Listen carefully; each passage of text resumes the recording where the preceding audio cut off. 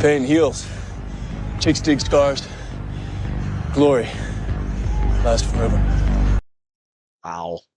Wow. I feel like this is a Saturday Night Live skit. I mean, it has to be. This is absolutely mind-boggling to me. I really hope the WNBA players wake up because their union is stabbing them in the back. They do not give a crap about what they get for them for the WNBA. It is all about getting what they can get for themselves, and they are sabotaging these negotiations. Welcome back to the channel. Thank you for being here. Appreciate all your support as always. Shout out to the 19. So let's check this out a little bit, as you can see here. And this is the president, folks, of the WNBPA, the president of the union, the head of the organization supposedly negotiating a new CBA with the WNBA and looking out for the best interests of its players. As you can see here, in Nneka Ogwumike, yes, I like to say them both, signs with new women's basketball league, Project B, as WNBA contract talks persist. That is the Saudi Arabian league, and a lot of people like to scream about how the money might be coming from elsewhere. Yes, it is also coming from Saudi Arabia. Let's not confuse it. As you can see, former WNBA MVP Nneka has signed a contract with Project B, the first player who is known to have joined the latest professional women's basketball league ahead of play that is expected to begin in Europe and Asia in November of 2026.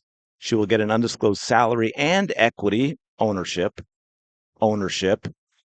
in the league, a rival to the WNBA and to unrivaled, by the way. Just saying there, Nafisa, Brianna, just saying the other union members who are working hard to get what the players of the WNBA deserve from the WNBA while owning and playing in rival leagues. Just saying they might not have your best interest at heart. They're also, these salaries supposed to be higher than those currently offered by the WNBA and higher than those at Unrivaled.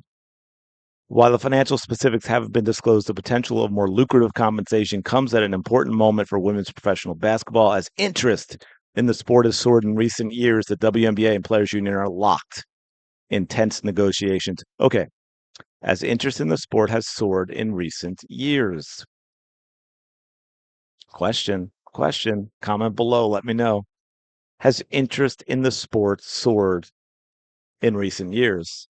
Or has interest in Caitlin Clark been brought from college to where, she played outside in front of 55,000 fans, to where she got record-setting numbers and more than the men in the tournament in the NCAA? I forget what I think the top two numbers were like over 19 million, right, for the final.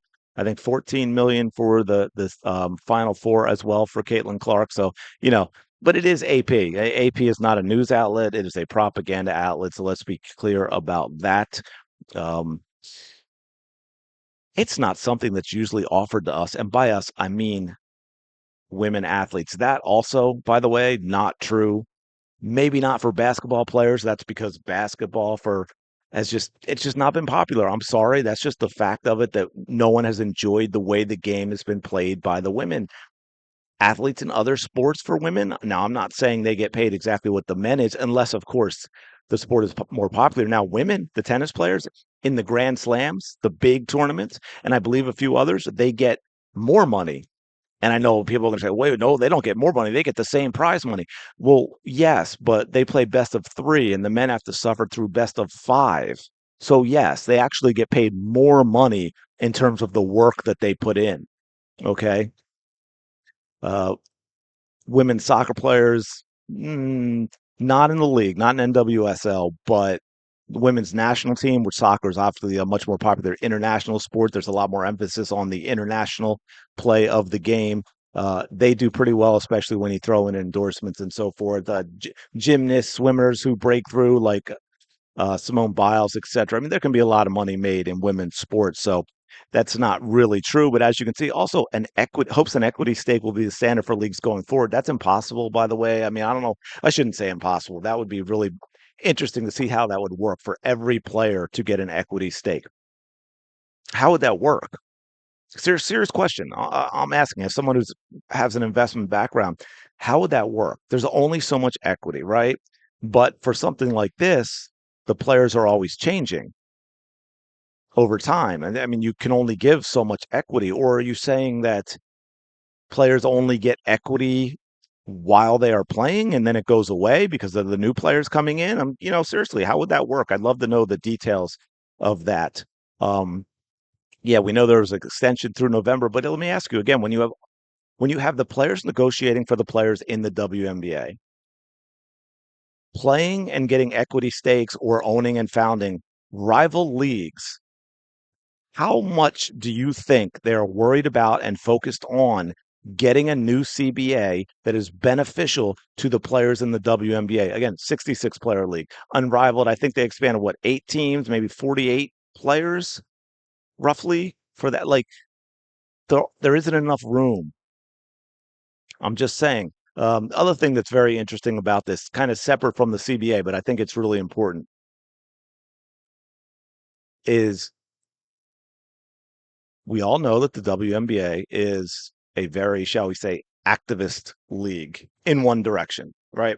We all know that. You've got, fools like Natasha Cloud out there yapping and, making campaign speeches for someone that would take away all of her rights and, unalive her if it were to get that kind of power, which is bizarre. But I think we all know that if Caitlin Clark was the first player announced to play in this league, the cacophonous uproar would be deafening. But Nneka can do it because, again, we are talking about Saudi Arabia. I'm just saying what goes on in Saudi Arabia, not, shall we say, the same as what these players advocate for in the United States. There's just a little bit of hypocrisy going on there, if you know what I'm saying. So anyway, Project B, which intends to stream its games, they're all going to do that now, right? And it makes sense. That makes sense. We'll see players competing on a traveling circuit, just like golf, tennis, and auto racing.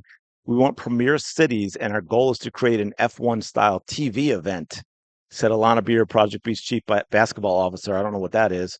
Uh, Let me know. There's a tournament in each city, and at the end of each tournament, there's going to be a champion, and that all leads up to us potentially crowning the champion of the world. So it is a different format. It's a format that honestly could be very interesting as sort of a gimmick. I don't think that's something that's going to catch on fully for most big sports, but it is interesting. We heard about this type of, not the tournament idea, but the playing in different cities things as opposed to having a home base. We've heard about that with being a possibility with Unrivaled at some point as well, sort of a tour instead of, all they all play in Miami, but now I think you're gonna have what, one night or one week of games going to be in Philly. So, if they keep expanding and do that sort of thing, maybe each week the games are played in a different city across the United States. So that actually is kind of interesting. It'll be interesting to see how that goes out. But anyway, what I wanted to, hey, college football is back for those who don't know. What I really want to make clear here and what this worry is going forward is it is clear that the union does not care about the players that it represents. It has no interest in doing what's best for the players of the WNBA. So we can all scream about the WNBA and the owners and Kathy Engelbert and all that, all of which can be true.